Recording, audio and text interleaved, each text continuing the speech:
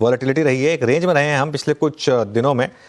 23,050 से 23,400 की एक रेंज रही है। बैंक निफ्टी में रेंज और भी बड़ी रही है। इंडेक्स पर करें क्या आप इस समय? इंडेक्स को हम दो हिस्सों में बात करेंगे। एक, मेरे को लगता है बजट के पहले पहले तक निफ्टी की रेंज 23,700 से लेकर 22,700 तक हो सकती है। 22,700 की भविष्यवाणी नहीं है, उसकी मानसिक तैयारी है, झटका मार सकता है बाजार। एक बार फिलहाल लग रहा है हम पहले 23,700 की तरफ जा रहे हैं। उसके बाद संभव है कि 22,700 तक भी अगर आ जाएगा तब भी मैं 27,000 का व्यू त्यागूंगा नहीं। और बैंक निफ्टी में मुझे लगता है जो लो होना था वो हो चुका है। अब बैंक निफ्टी निफ्टी की तरह वापस एक नया लो बनाने की बिल्कुल गुंजाइश नहीं है।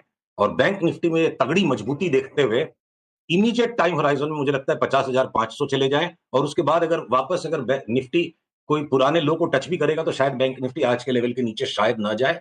तो ये सेटअप है शॉर्ट रन में। और मीडियम रन में मेरे को लगता है पोस्ट बजट ये निफ्टी 27,000 तक की चाल को उत्पन्न कर सकता है। 25,000 तो कहीं नहीं गया, हो सकता है 25 क्रॉस कर जाएगा, तब हम 27 की बात करेंगे। बट इंडिविजुअल स्टॉक्स में अनुज नोट बरसने की तैयारी है बाजार में।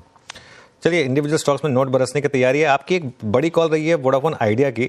पिछले कुछ 2 महीनों में मूव अच्छे आए, लेकिन वो कल एक जो न्यूज आई उसके साथ क्या इस मूव का कल्मिनेशन हुआ? यहां पर अब कोई अपडेट हो जाए? देखिए कैसे क्या खेल बनेगा, मैं खबरों पे दांव नहीं लगाना चाहता हूं, मैं भाव पे और चार्ट पे दांव लगाना चाहता हूं। खबरों को तो कैसे भी क्या है ना ट्विस्ट किया जा सकता है। अगर ये चार्ट स्क्रीन पे आ रही है मेरे वोडाफोन आइडिया की, अगर पीसीआर दिखा पा रहे हैं तो देखिए मैं एक सिंपल सी ये बात कहूंगा। चार्ट के हिसाब से तो हमें 20-21 का भाव बिल्कुल संभव दिखता है। लॉजिकली इसको कैसे देखना चाहिए?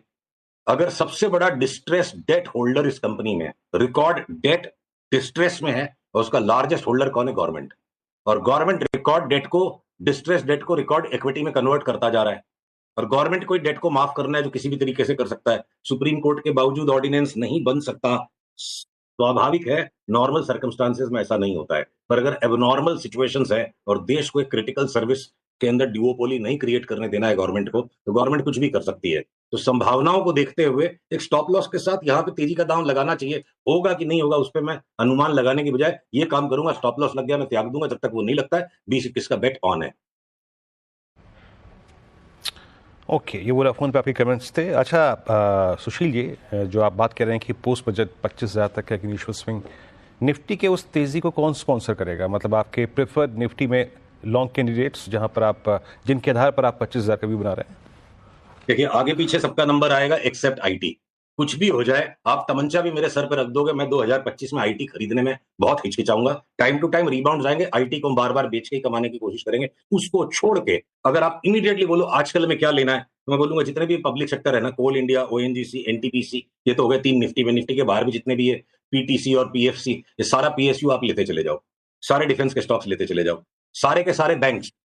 एचडीएफसी बैंक जिसपे हमें बड़ा परहेज रहता है, जिसके ऊपर हमारी बहुत निंदा होती है कि हम 1200 में लेने के इंतजार में, एक बार तो सट्टा करने के लिए एचडीएफसी बैंक भी लेंगे, नया हाई मारेगा ये, उस नए हाई पे हम फिर शॉर्ट करेंगे। आईसीआईसीआई बैंक जिसपे हमारी बहुत निंदा होती है कि इसको लेना नहीं है, पर सट्टा करने के लिए एक बार आज आईसीआईसीआई बैंक भी आज दोपहर तक बाई आ जाए और ये भी नया हाई मार देगा, जहां हम वापस नए हाई पे इनको शॉर्ट करेंगे। कोटक महिंद्रा बैंक हो सकता है 2050 तक ही जाए। तो ये चाहे इंडसइंड बैंक और एक्सिस बैंक जो बिल्कुल मरी हुई सी चार्ट दिखती है, 20-20% का रिबाउंड उनमें भी आ सकता है। तो इमीडिएट तेजी बैंकों में, मीडियम टर्म तेजी small finance banks, smaller banks में, ये डीसीबी, ये जम्मू एंड कश्मीर बैंक, जिनके सबके भूले बिसरे की, जिन बैंकों को लोग भूल गए, और ये सारे के सारे पीएसयू बैंक्स, इनको 3 से 6 महीने के लिए लेंगे।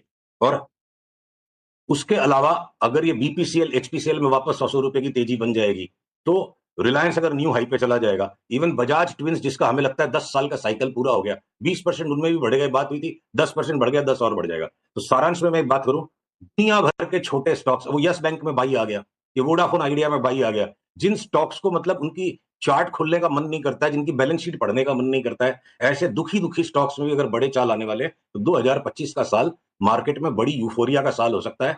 इंडेक्स हो सकता है ज्यादा न बढ़े भाई, 26-27 हजार की भी इंडेक्स अगर हो जाएगी तो 15-20% की इंडेक्स में मूवमेंट आई, तो 60-70-80% बढ़ने वाले अनगिनत स्टॉक्स हैं, गिनती नहीं कर पाएंगे, ले नहीं पाएंगे। स्पाइस जेट में बड़ा बाई आ गया, 120 रुपए का भाव लगता है। एसडब्ल्यू सोलर के अंदर लगता है यहाँ से 4 गुना भाव हो जाएगा 1.5 साल में।